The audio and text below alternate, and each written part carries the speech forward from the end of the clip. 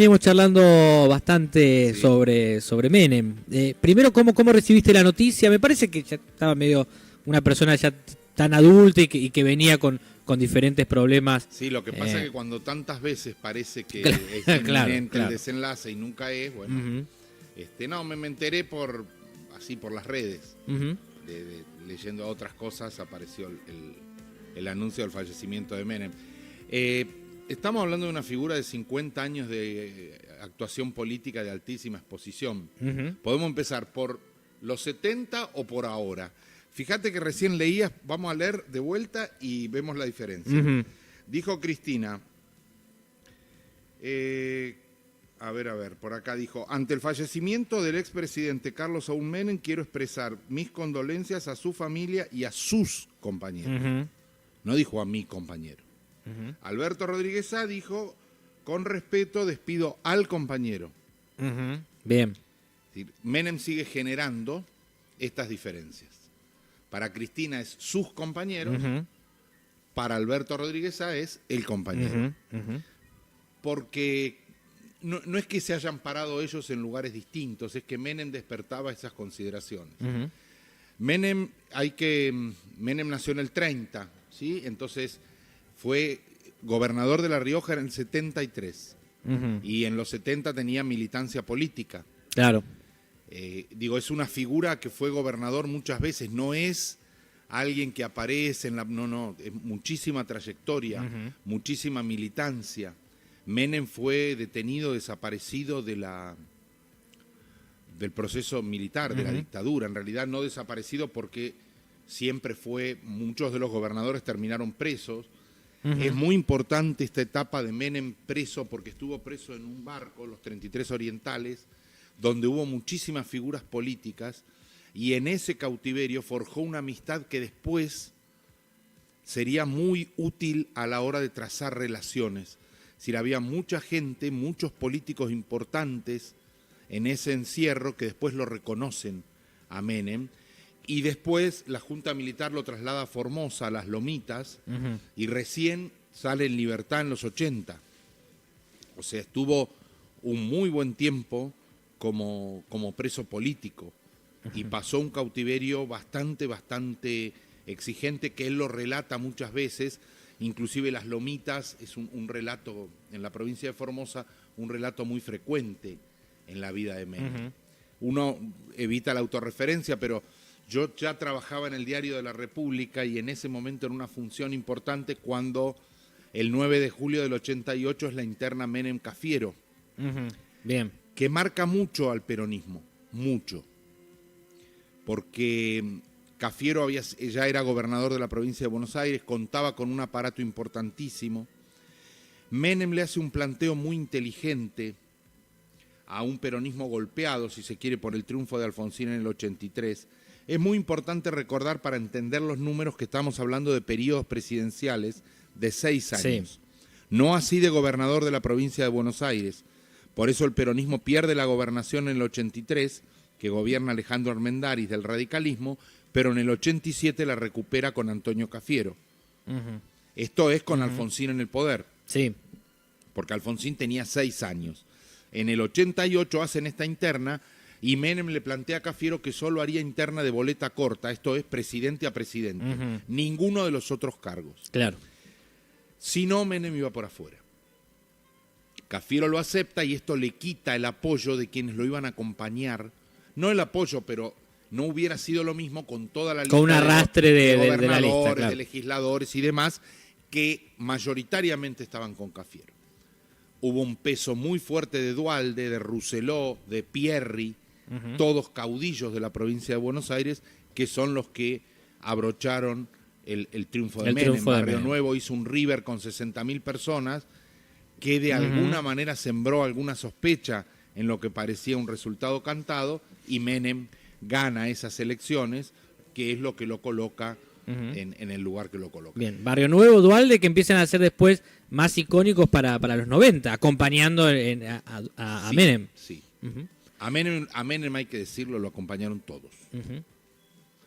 Yo exceptuaría a Alberto Rodríguez Sá porque recuerdo su tratamiento, por ejemplo, de la reforma constitucional, que después es otra discusión, que es lo que permite que en el 95, otra vez 6 años, 89-95, Sí. ahí empiezan los periodos de de 4 años. Ujú. Se opone Alberto a la reforma constitucional y a otras cuestiones, pero las privatizaciones y todo este proceso del que hablábamos y que marca un poco la era menemista fue mayoritariamente acompañada y fue en muchos casos con resoluciones del Congreso, con alguna oposición, Claro, pero no hubo otra forma que ser acompañado. Esto de las privatizaciones, primero, entendámoslo como un fenómeno mundial. América Latina se vio invadida por esto, no es que se le ocurrió a Menem. Sucede que el cambio filosófico que implica la privatización es muy fuerte, porque antes de esto el presidente de la Argentina manejaba todo un montón de cuestiones que a partir de las privatizaciones no manejó más. No había tanta participación del Estado como se busca quizás a veces desde el peronismo, sino más Ninguna. al libre mercado. A partir de que, por ejemplo, perdimos los ferrocarriles, es muy paradójico que Menem haya muerto el mismo día que nació Raúl Scalabrini Ortiz, que escribió Historia de los ferrocarriles argentinos, que hay que leerlo, que es uno de los fundadores de Forja, con Jaureche, con Homero Mansi, un nacionalista que respecto a los ferrocarriles escribió esa obra que es excepcional. Lo de los ferrocarriles es emblemático, porque se hizo teniendo en cuenta, no, los ferrocarriles dan pérdida. Es muy interesante leer el libro que escribe ahora Jorge Fernández Díaz sobre Bernardo Neustadt, porque Bernardo Neustadt desde lo periodístico y desde ahí en adelante, porque fue mucho más que periodístico, fue un mentor de Menem. Sí. Neustadt es de los que no puede creer que Menem lo convoque para armar su gobierno. Muchas de las figuras que estuvieron en el gobierno de Menem las acercó Bernardo Neustadt. ¿Sí? Inclusive el acuerdo con Bungiborn y otras figuras que ganaron mucho espacio es a través de relaciones de este tipo, que sorprendieron. Después Menem dice, si yo hubiera dicho en la plataforma lo que iba a hacer, no me votaba nadie.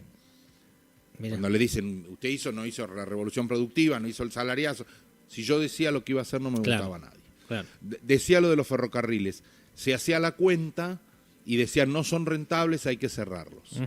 Ninguna consideración por la importancia del ferrocarril, por lo que fue para algunas poblaciones, por lo que era como motor del desarrollo, aunque llegaba a algunos lugares a pérdida, era lo único que llegaba. En San Luis sabemos perfectamente, hay lugares que desaparecieron porque desapareció el ferrocarril. Claro. Es decir, su existencia misma, en todo el país sucedió esto, era el ferrocarril. Sí. Y a partir de ahí vino un deterioro muy grande. Yo digo, yo institucionalmente, y no digo que todo el mundo lo deba hacer, pero a mí la muerte de un expresidente me inspira muchísimo respeto y el duelo. Me parece que no es momento de grandes calificaciones y demás, porque ante la muerte hay que tener muchísimo respeto. Claro. Sobre todo que si uno lo que dijo y lo que no ya no se puede defender. Igual Menem se defendió lo suficiente y tuvo todos los resortes del poder y tuvo...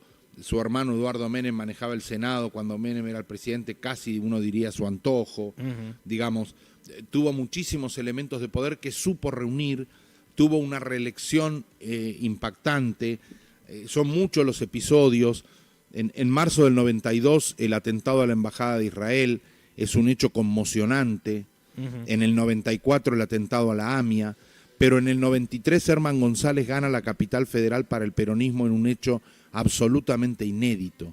En medio de estas situaciones, cierta bonanza económica, hoy muy discutida y demás, hace que, por ejemplo, Herman González gane ampliamente la capital, lo que expresa claramente la entrada de Menem en sectores de una clase media que le parecía o se vio beneficiada con esas políticas. Por supuesto que no opinaban los mismos los despedidos de Entel, que era la empresa nacional de telecomunicaciones, era la manera en la que teníamos teléfono, los despedidos del ferrocarril. Uno puede, hoy si hiciéramos una consideración de empleados públicos, podríamos decir, sobran empleados públicos, pero hoy el Estado dice, ¿qué los hacemos? ¿Qué hacemos? ¿Qué fuerza productiva, qué salida laboral encontramos? Bueno, eso no fue considerado en las privatizaciones, que además de ser dudosas desde lo legal en muchos casos y con adjudicaciones discutibles, dejaron en la calle a un montón de gente que después no encontró trabajo. Inclusive, uno diría deprimida con lo que es la salida del trabajo, porque ya era famoso los despedidos del ferrocarril. Yo fui empleado de Entel, decían con mucho orgullo, claro. Estructuras que no existieron más, y que hay que reconocer en algún caso que inicialmente fueron mucho más eficientes.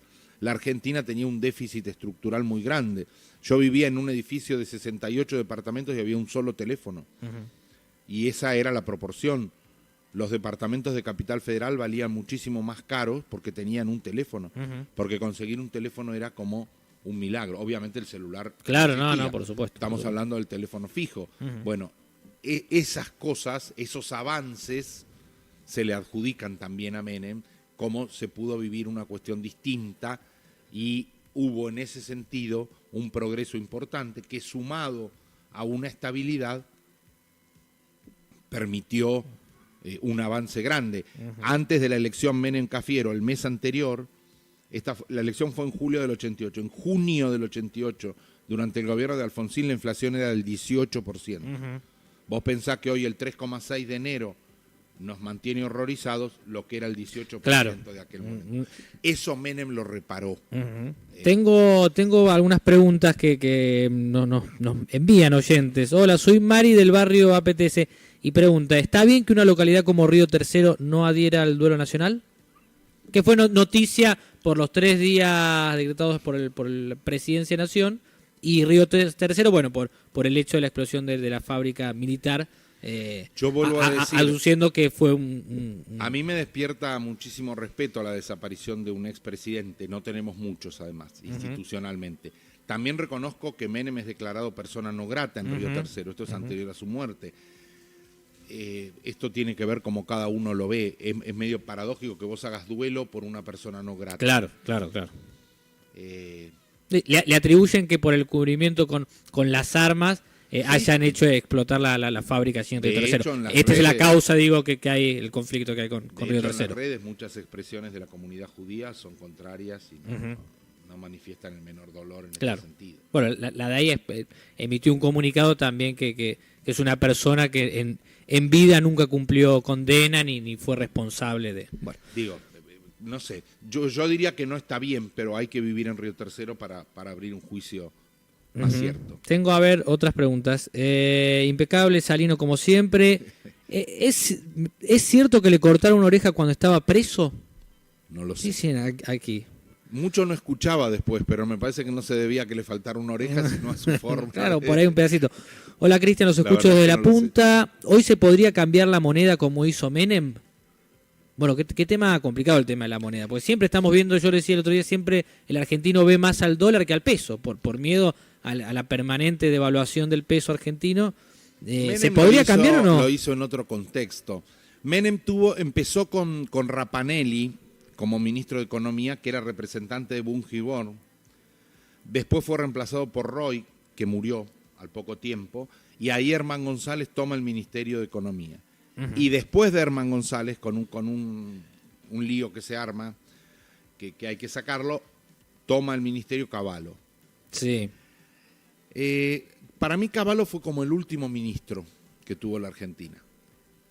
Digo, ahora me suena otra vez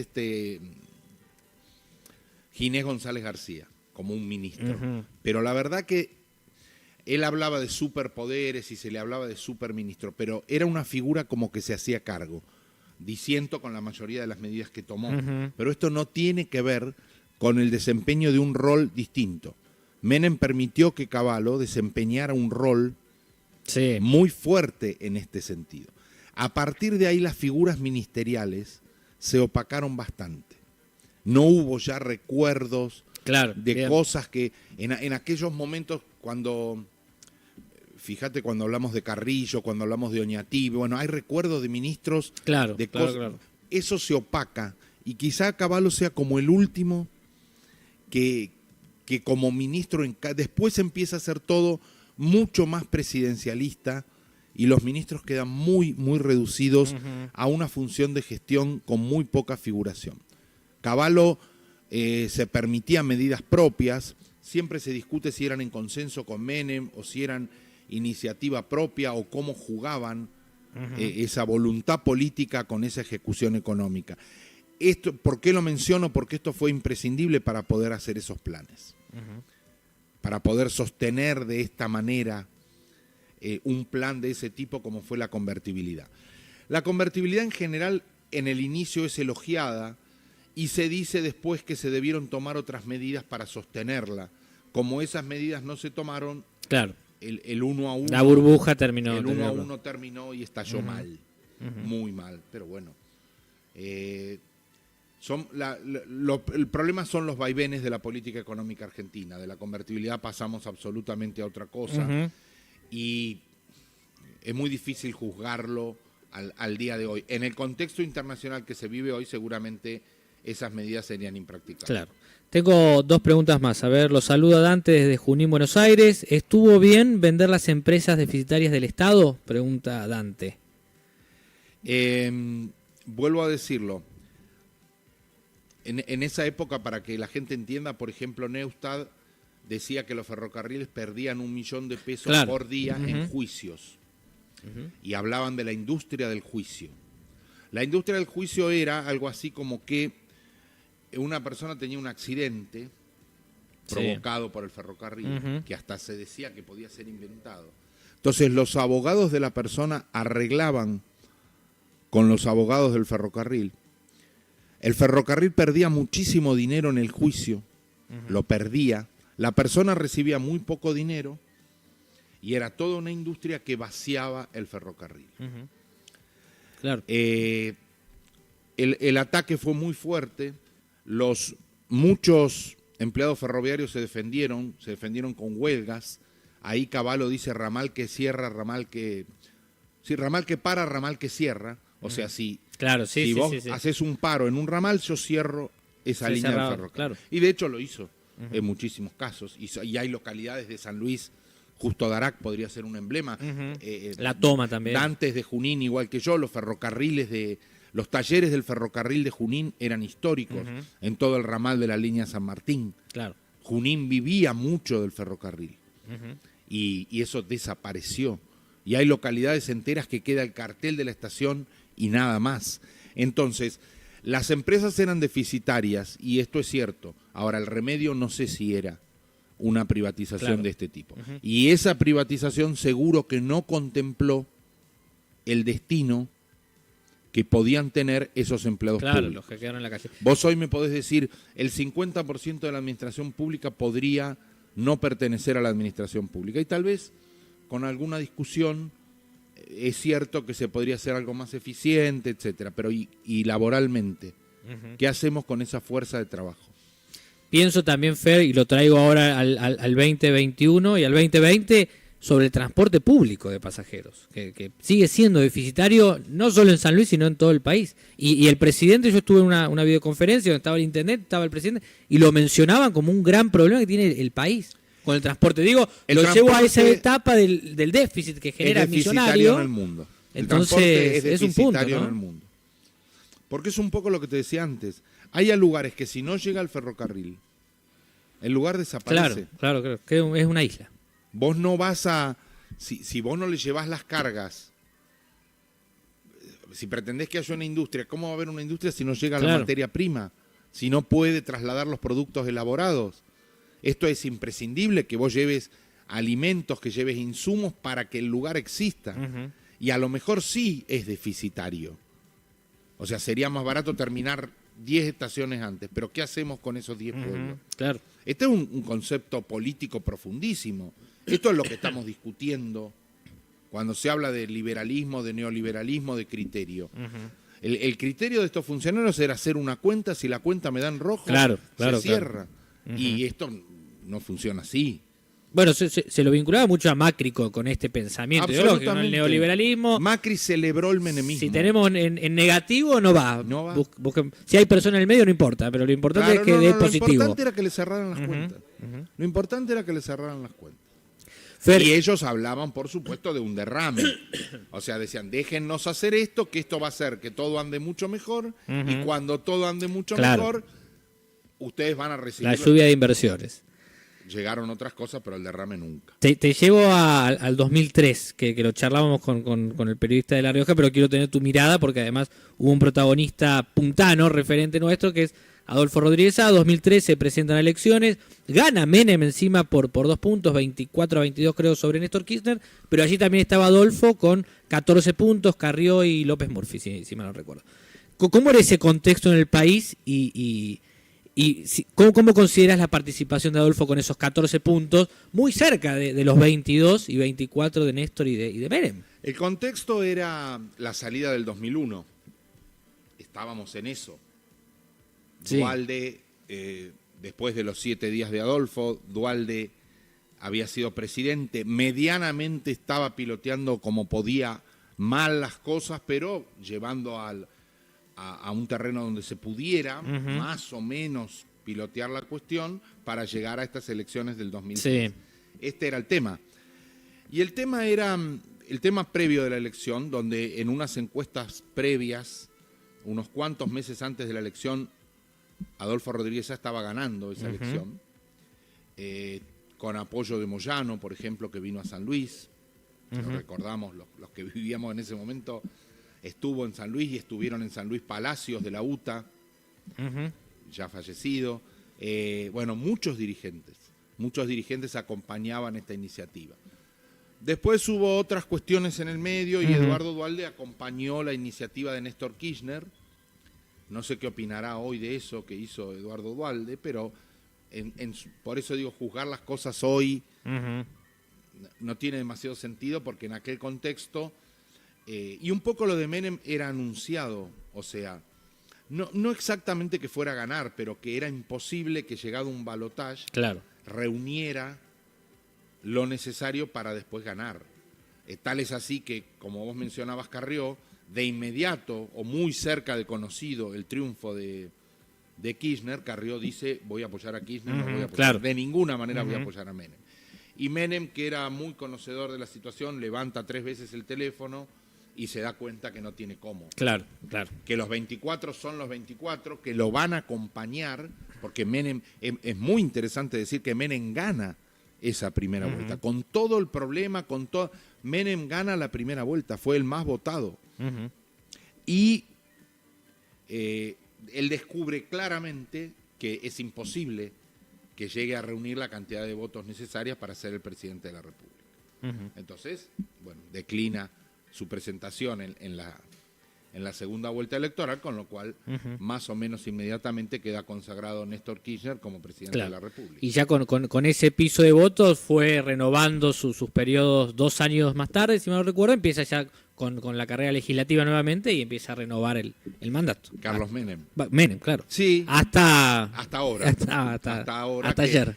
Por eso digo, Menem son 50 años de política. Esto último es un poco opaco, es un poco, uno diría innecesario, uno lo veía en el Senado de la Nación, casi que no se recuerda su voz, casi que Pichetto le decía cuando Pichetto era peronista, le decía que era conveniente que viniera a votar y Menem cumplía con ese voto en apariciones bastante opacas.